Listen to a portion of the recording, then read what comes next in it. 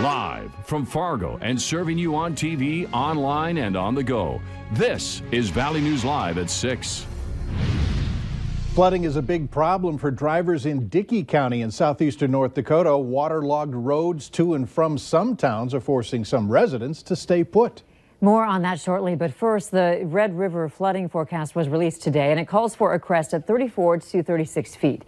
Experts with the National Weather Service in Grand Forks tell us major flooding is expected, but it's manageable. The warm temps we'll see later this week and into next are expected to increase runoff into the river. In Fargo, flood walls are going up starting today in parts of the city. Oak Grove is the first area getting the panels for this year's flood. Over the course of the next few days, the panels will be put in place on Elm Street and on 2nd Street downtown. Officials in Fargo and West Fargo are confident that cities are prepared. But the flood fight will be quite different in rural Cass County. At the Fargo-Cass County flood meeting this morning, county leaders warned people that overland flooding is going to be a problem this year. The county engineer says it already is in parts of Cass County. Officials say sandbag filling operations will continue in Cass County through Wednesday. It is no surprise that flooding is already causing headaches for some. Those in Dickey County say commuting is tough as multiple roads are closed due to floodwaters. Valley News Team's Maddie Gelseth spoke to emergency management there, who tell her flooding in the county is coming with vengeance. We've been the focal point of every blizzard coming through. It's just been our year in the toilet, period. Russell says because of that, Dickey County is going through a different type of flood fight. Here, it's just like 5,000 little tidal waves running everywhere, and you never know where it's going to show up next. So far, the emergency management had to close down 4 county roads, plus the roads that are surrounding Fullerton. This road gets you into Fullerton, and as you can see, it's completely flooded over. I spoke to one person who says he's trying to get into town, but now he has to go around, causing him a big inconvenience. Closed roads have to be closed, but you can't close everything. You know, we still have to be able to get fire trucks and ambulances to people's houses. Russell says he expects Fullerton to be back open within a few days, but he warns people to be careful because roads that are flooded over are very dangerous, even if they don't look it. In Dickey County, Maddie Gelseth, Valley News Live. Dickey emergency management officials want to remind residents to remove any hay or farm equipment out of the river basin. They say doing it now will mean less of a mess to clean up later. It was a mostly gray day today, but the sun poked through the wall of clouds to add a little bit of warmth. Hutch, what does tonight look like? Well, as we take a look at the satellite, we do see that there are some showers working their way out of southern Manitoba, heading in towards Langdon and the Devil's Lake Basin right now. Not all of this reaching the ground. It should bring a brief shot of sprinkle activity, maybe mixing with a flurry. Here's a look at the active flood warnings. The Goose River to the north of the FM area causing some problems.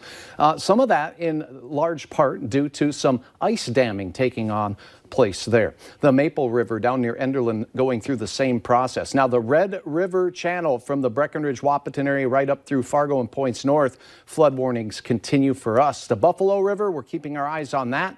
It's very high, as is the Wild Rice River to our south. Speaking of that Wild Rice River, it too is heading towards major flood stage as we go through this work week and into the weekend, thanks to that warmer weather that I'll tell you all about coming up here in just a few moments. All right, thanks, Hutch. There's new information tonight about the bodies found earlier today in a business in Mandan, North Dakota. In a news conference earlier this evening, police confirmed that 4 people were found dead. The discovery took place at RJR Maintenance and Management, which is a property management company. The company is a business in a business district about 100 yards back from a busy main road in Mandan known as the Strip.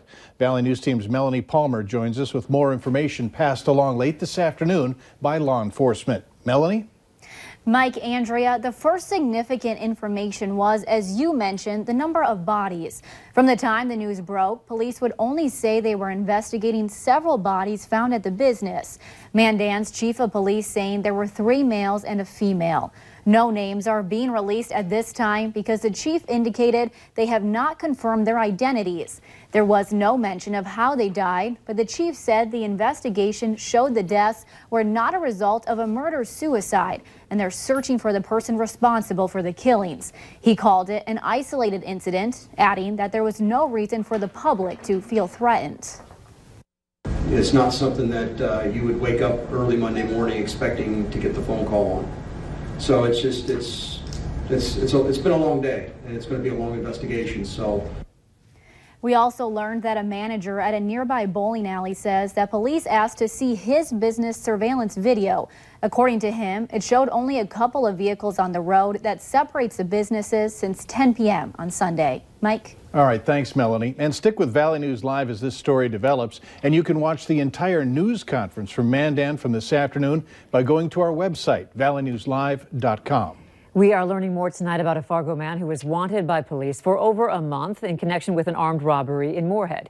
21-year-old Bilal Shadid is facing multiple counts of aggravated robbery after he allegedly robbed two people at gunpoint after a drug deal gone wrong. Court records state Shadid hopped into someone's car on 20th Street South in Moorhead back in February after arranging to buy marijuana from the people in the car. That's when records state Shadid robbed the people inside and pointed a gun at them. We dig deeper into his criminal past and look at multiple robbery cases in the FM area that have yet to be solved. That's tonight at 10 on Valley News Live. Charges are possible against a Crookston, Minnesota man who police say led them on a high-speed chase before crashing into a tree early this morning. It happened just before 2 a.m. when an officer saw a vehicle making a turn near the intersection of University Avenue and Fisher Avenue without the turn signal on. The officer tried pulling the vehicle over, but then says the suspect continued driving at speeds near 100 miles per hour. The driver, who you see on your screen, 29-year-old Jose Angel Trevino, eventually lost control of the vehicle and crashed into the tree. Trevino and a passenger were both arrested. Police say alcohol does appear to be a factor in the case. Drivers heading westbound on Interstate 94 near Moorhead will encounter a lane closure tomorrow between 9 in the morning and 3 in the afternoon.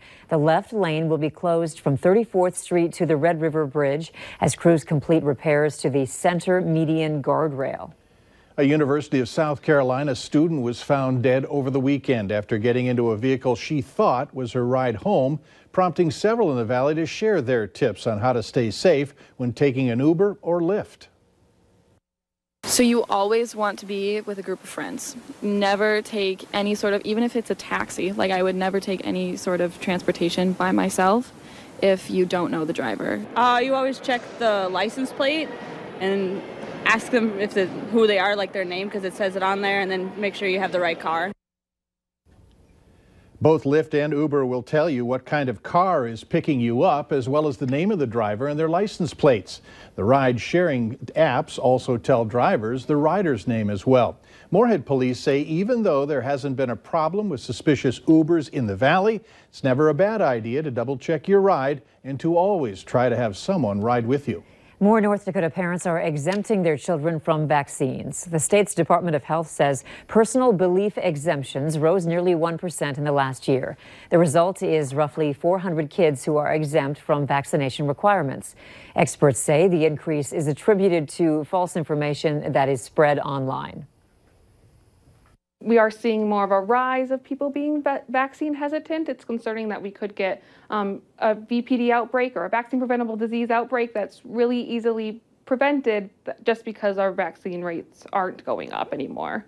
The vaccine exemption rate in North Dakota has more than tripled since the 2007-2008 school year.